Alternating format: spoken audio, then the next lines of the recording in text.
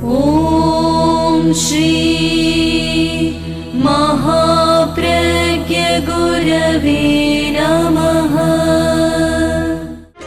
जिसके सांसों में रहता है शाश्वत शांति का स्पंदन, उस महाप्रज्ञ को वंदन, उस महाप्रज्ञ को वंदन। सत्य अहिंसा अनेकांत को अर्पित जिसका तन मन, उस महाप्रज्ञ को वंदन, उस महाप्रज्ञ को वंदन। जिसके सांसों में रहता है शाश्वत शांति का स्पंदन, उस महाप्रज्ञ को वंदन, उस महाप्रज्ञ को वंदन।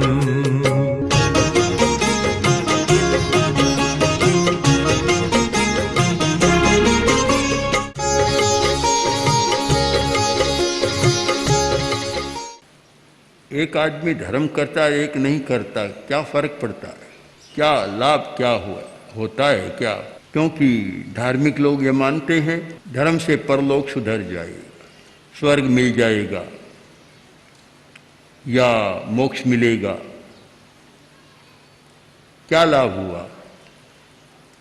प्रश्न स्वाभाविक है और इस प्रश्न पर आचार्य तुलसी ने अनुव्रत के संदर्भ में बहुत लिखा कि धर्म केवल परलोक सुधारने के लिए नहीं, वर्तमान में अंतर आना चाहिए, दिखना चाहिए कि अंतर आया है।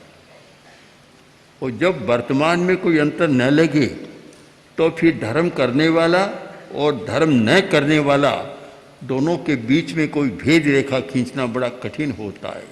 अंतर क्या हो सकता है? तो एक बहुत समझदार अनुभवी व्यक्ति था, उसने कहा अरे बहुत बड़ा अंतर आता है, लो मैं तुम्हें समझा रहा हूँ। उसने जो बात कही बड़ी पते की बात है और ये बहुत पुरानी बात, पुराने समय से चल रही है और महाभारत में भी उसका बहुत सुंदर ढंग से प्रतिपादन हुआ है कि अंतर बहुत आता है। क्या कि देखो साफ है कि जो आदमी धर्म करने वाला है, जिसमें धर्म की चेतना जाग गई है, ये संप्रदाय की चेतना नहीं, धर्म की चेतना जाग गई है। बसन विषय मध्येपि, वह आदमी विषयों के बीच रहता है। विषयों के बीच मतलब सारी पौद्गलिक दुनिया, भौतिक जगत में रहता है, किंतु न बसत्येव बुद्धिमान, विषयों के बीच में रहता है पर विषयों में निवास नहीं करता। इस प्रकार की बुद्धि उसमें जागृत हो जाती है कि शब्द रूप रस गंध स्पर्श की दुनिया में रहता है, रहता हुआ भी उसमें नहीं रहता। आवश्यकता हुई रोटी खा ली पर दिमाग में रोटी की बात ही सदा नहीं रहती। आवश्यकता हुई पानी पी लिया, पानी की बात दिमाग में नहीं रहती। जो भी इंद्रियों का विषय है, जितनी आवश्यकता और उपयोगिता कर लिया पर फिर दिमाग में वह नहीं रहता। और जिस व्यक्ति में धर्म की चेतना जागृत नहीं है, असत्सु विषय स्वपि, वह जो विषय सामने नहीं है, प्राप्त नहीं है, उसमें ही सदा निवास करता है कि मुझे ये चाहिए, वह नहीं मिला, वह नहीं मिला। जो प्राप्त नहीं है उसमें ही सदा लगा रहता है और सारा दिमाग उसकी ओर दौड़ता है। एक सुंदर श्लोक, सुंदर प्रतिपाद्य, इसको हम एक कहानी के माध्यम से भी समझ सकते हैं। एक राजा जंगल में गया और महिमा सुनी कि बहुत बड़ा तपस्वी जंगल में है, बड़ा तेजस्वी है, तपस्वी है। देखा सचमुच वैसा था तो बोला महाराज आप मेरे महल में चले, महारानियाँ भी आपका दर्शन करना चाहती है। उसने कहा मैं क्या करूँगा, नहीं आपको जरूर दर्शन देना है। बहुत आग्रह किया तो सन्यासी तपस्वी उसके साथ चला, महल में गया, अंतःपुर में गया, महारानियों ने दर्शन किए और राजा बोला कि जब आप यहाँ आ ही गए तो कुछ दिन तो यहाँ ठहरे, बड़ी कृपा होगी। तो सन्यासी ने कहा कोई बात नहीं, चलो एक कमरे में ठहरा दिया। एक सप्ताह बीता, वापस जाने की बात नहीं। 2 सप्ताह बीता। अब राजा के दिमाग में तो महल ही था। उसने सोचा कि कहीं अड्डा न जमा ले, यहाँ अखाड़ा न बना दे। 4 सप्ताह बीते, सन्यासी ने कुछ जाने का कहा ही नहीं। तब फिर राजा आया आके बोला, महाराज बहुत लंबा समय हो गया, जंगल की यात्रा नहीं की, चलो आज तो हम जंगल की यात्रा पर चले। तपस्वी बोला चलो चले। तो दोनों गए जंगल में, वहीं पहुंच गए जहां मैं पेड़ के नीचे बैठता था। पेड़ आया और वहां बैठ गया। राजा भी बैठा। राजा बोला, महाराज एक मेरे मन का प्रश्न है, प्रश्न है मेरे मन का कि मैं भी महल में रहता हूं और आप भी महल में रहे, तुम दोनों में फिर अंतर क्या हुआ? तब तपस्वी बोला कि कोई ज्यादा अंतर नहीं, इतना है कि मैं महल में रहा और तेरे दिमाग में महल रहता है, इतना बड़ा अंतर है। एक तो रहना और एक दिमाग में रहना। जो दिमाग में रहता है उसका अर्थ हो गया आसक्ति, बंधन, मोह, ममत्व और मूर्छा। ये सारे शब्द उस के लिए गढ़े गए हैं कि जिसके दिमाग में वह चीज रहती। आया गया, काम किया, बात समाप्त। एक दिन कोई बढ़िया भोजन कर लिया, अब दूसरे दिन बैठा और वापस उसी की स्मृति आती है कि आज वह नहीं, वह नहीं, वह नहीं है। आज तो डोसा नहीं है, इडली नहीं है, आज तो वह नहीं है। सारा दिमाग में वही बात आती है। इसका मतलब एक बंधन हो गया। धर्म की चेतना का इतना अंतर है कि एक धार्मिक व्यक्ति की बुद्धि शुद्ध हो गई है, उदात्त चेतना जाग गई है, वह उपयोग करता है किंतु उससे बंधता नहीं है। और एक यह होता है कि उपयोग तो कम करता है, जो प्राप्त नहीं है उसकी लालसा से भी बंधा हुआ रहता है कि यह नहीं मिला, यह नहीं मिला, यह नहीं मिला।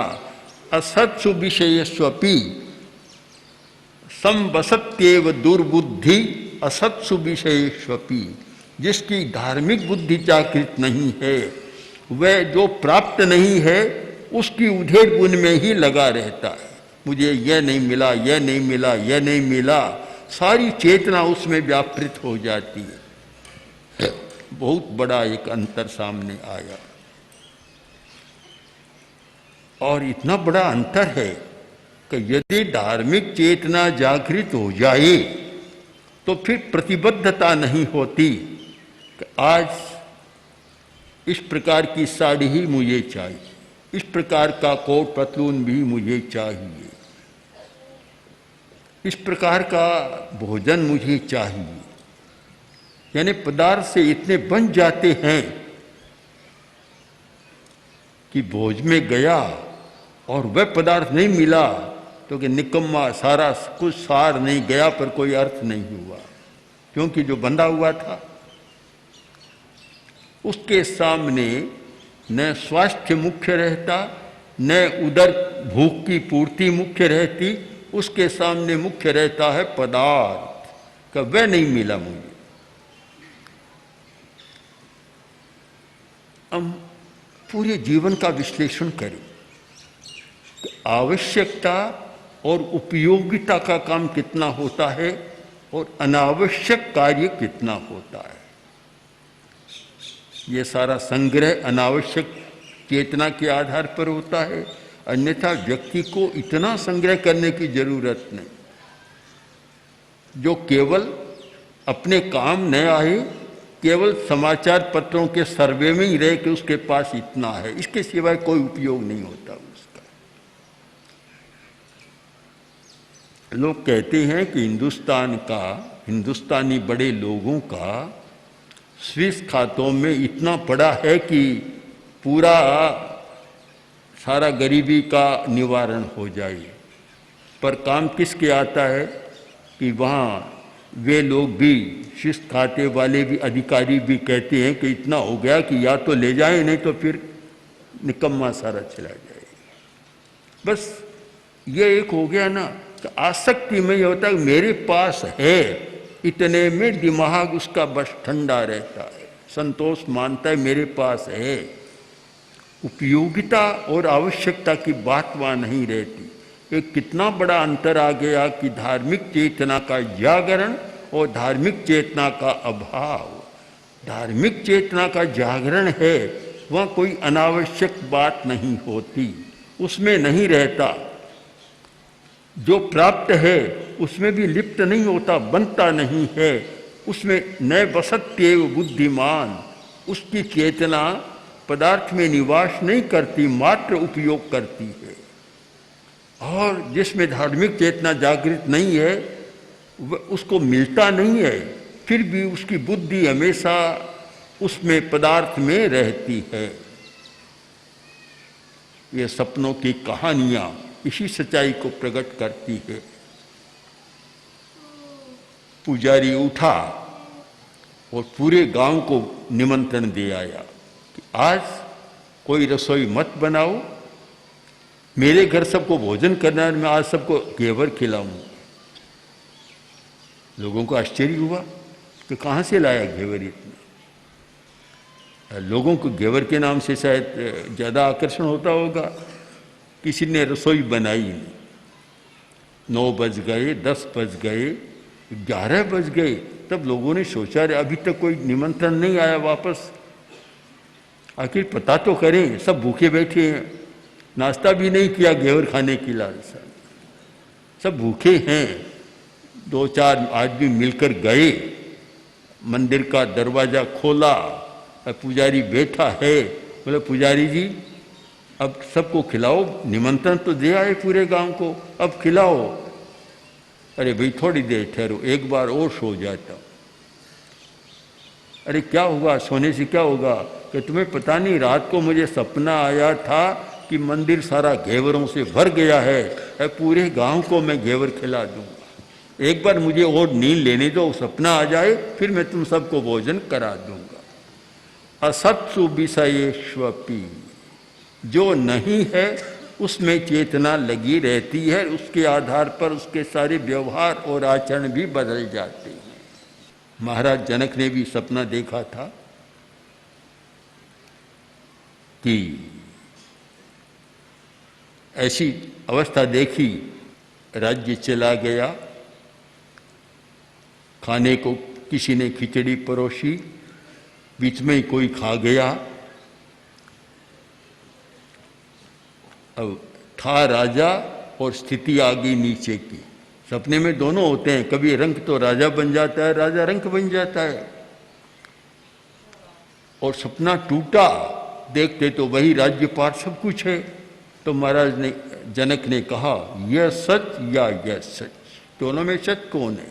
जो मैं सपने में देख रहा था वह सच है, या अभी खुली आंखों से देख रहा हूं वह सच है? ये बड़ा कठिन है मामला दुनिया का। बहुत लोग सपने में देखते जीते हैं और सपने का ही दूसरा नाम हो जाता है, मूर्छा में जीते हैं, मोह माया में जीते हैं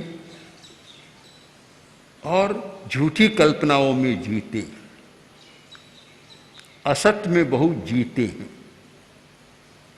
अगर धार्मिक चेतना जागृत है तो उसका जीवन व्यवहार सारा बदल जाएगा।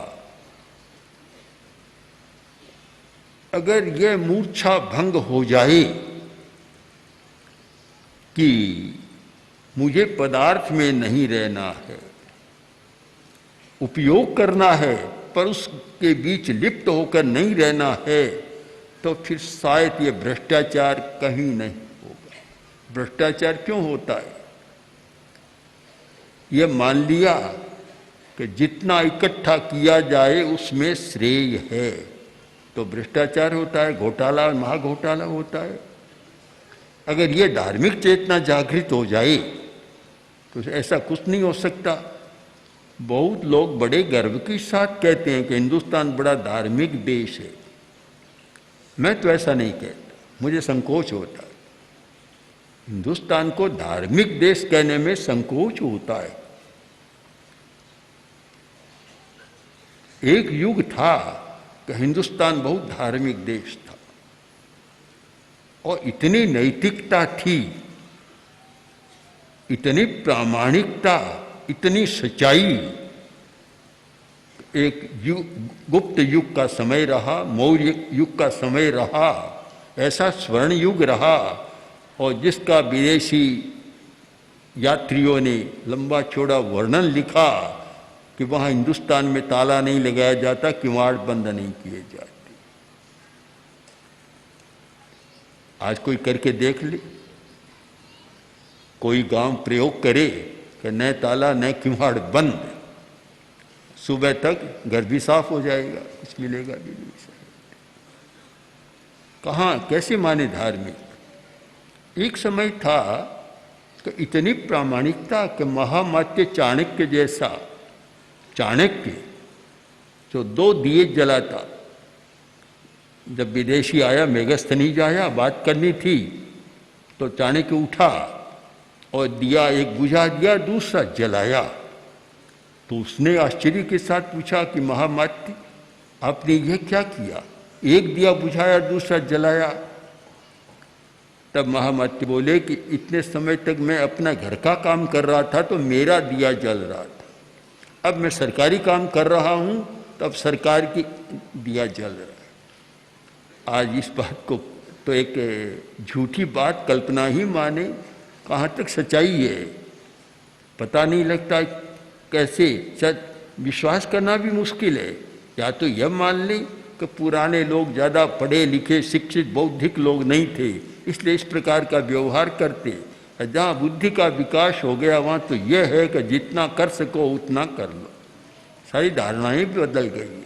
धारणा क्यों बदली है कि धर्म की चेतना कम हो गई, संप्रदाय की चेतना तो बहुत बड़ी है। भीड़ है संप्रदाय की चेतना में, वह तो बड़ी है, किंतु वास्तव में धर्म की चेतना बहुत कम हो गई। यही तो समस्या है। धर्म भी एक समस्या है, धर्म की अवधारणा भी समस्या है और उस संस्कार को तोड़ना भी एक बड़ी समस्या बन रहा है। वास्तव में धर्म की चेतना जागृत हो तो फिर पदार्थ बुराइयों में आदमी को नहीं ले जा सकता। आज जितनी बुराइयां सारी धन और पदार्थ के साथ जुड़ी हुई हैं और उनका आकर्षण आदमी को अनैतिकता की ओर ले जा रहा है। इसका मतलब कि धर्म की चेतना दिन प्रतिदिन गायब हो रही है। बड़े से बड़े आदमी को भी अनैतिक आचरण करने में संकोच नहीं होता, कोई कष्ट नहीं होता, ये चिंतन भी नहीं होता कि मैं किस पद पर हूँ और मुझे यह काम नहीं करना चाहिए। एक थोड़ा सा पढ़ा कि अमुक जैन ने एक कितना गलत आचरण किया लड़कियों के अपहरण का, तब मेरे मन में आया कि ये जैन शब्द लगाकर जैन को क्यों लज्जित करते। ये लगाना नहीं चाहिए अमुक जैन बस। पीछे भी घटना पड़ी, कोई पुलिस का भी था जैन, उसने भी कुछ किया, तो एक संकोच होता है क्यों लगाए जैन। जैन धर्म जैसा पवित्र धर्म और इस प्रकार का आचरण करता है फिर जैन भी कहलाता है, अच्छा नहीं लगता। ये नाम के पीछे ये धर्म की बात लगनी नहीं चाहिए। लोग लगाते हैं, क्यों लगाते हैं हमारी तो समझ में पहले भी नहीं आता, अब भी नहीं आ रहा है। क्योंकि जैन लगाए और जैन धर्म की प्रतिष्ठा को बरकरार रखे, तब तो एक गौरव की बात हो सकती है कि जैन है, ये कोई गलत काम नहीं करेगा, ये कभी ऐसा नहीं करेगा।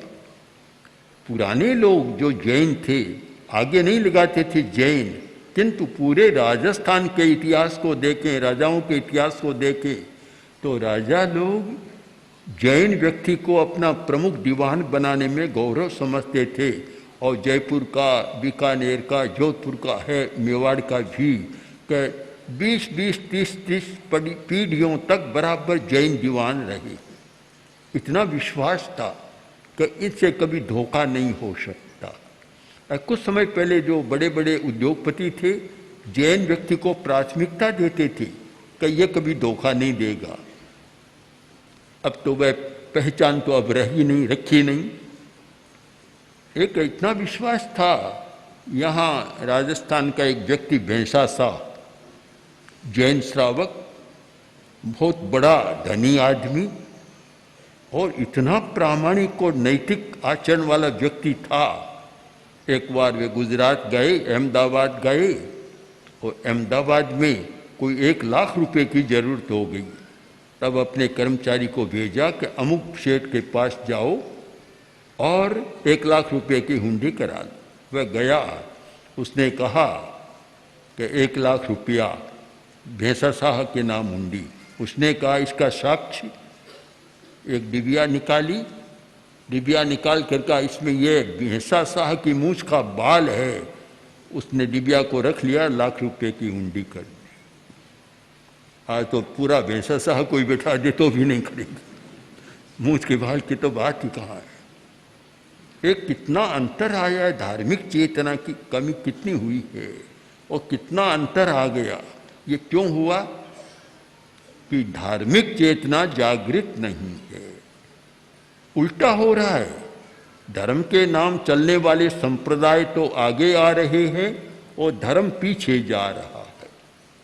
तो हम ये बात दोहरानी चाहिए, कभी धर्म प्रमुख रहना चाहिए, संप्रदाय नंबर 2। संप्रदाय तो एक व्यवस्था है कि जहाँ बैठकर आदमी आराधना कर सके, व्यवस्था कर सके सारी, तो वह तो सारा हो गया और धर्म की बात बिल्कुल गौण हो गई। अगर यही क्रम चला तो हो सकता है कि एक दिन धर्म ऐसा शब्द बन जाए कि समाप्ति के कगार पर भी चला जाए। आज जैसे राजा शब्द इतिहास से लुप्त होता जा रहा है, 2-4 पीढ़ियों के बाद आने वालों को समझना कठिन होगा कि राजा क्या होता है, परिभाषा कर व्याख्या कर बताना पड़ेगा। तो ऐसा होता है, धर्म भी क्या ऐसा न हो जाए। अगर यही क्रम चला तो एक भारी समस्या है। तो निश्चित माने कि धर्म की चेतना जागृत हो, जिससे कि इस पौद्गलिक और भौतिक दुनिया में रहता हुआ भी आदमी कोरा भौतिक न बने, उसमें निवास न करे, काम ले पर उसमें आसक्त न बने। अगर इस प्रकार की चेतना का विकास हो तो फिर धर्म प्रधान और संप्रदाय उसका सहायक बनेगा। आज तो ऐसा हो गया कि स्वामी का तो पता नहीं है, सहायक वह प्रमुख आसन पर आकर बैठ गया।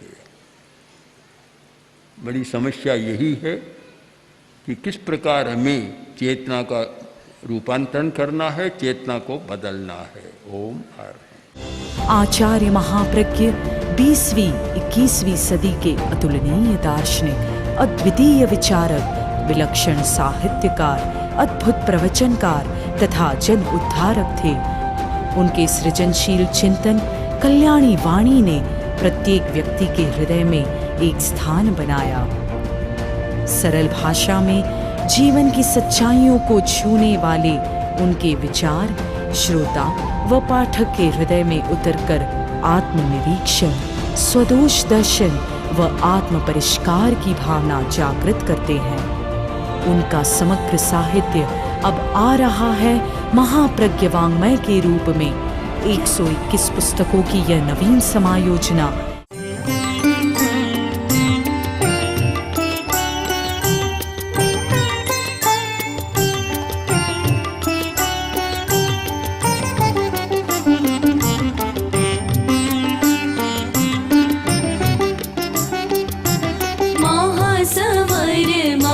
प्रज्ञ गुरुवै अर्घ्य आस्था काय चढ़ाए, अमल ध्यानी विशद ज्ञानी, अमर है तेरी ऋचाए। महासमर महाप्रज्ञ गुरुवै अर्घ्य आस्था काय चढ़ाए।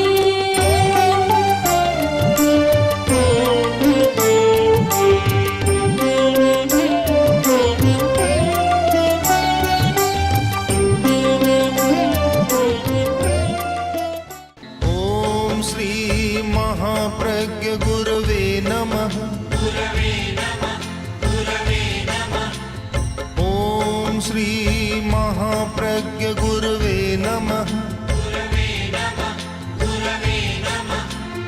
ॐ श्री महाप्रज्ञ गुरवे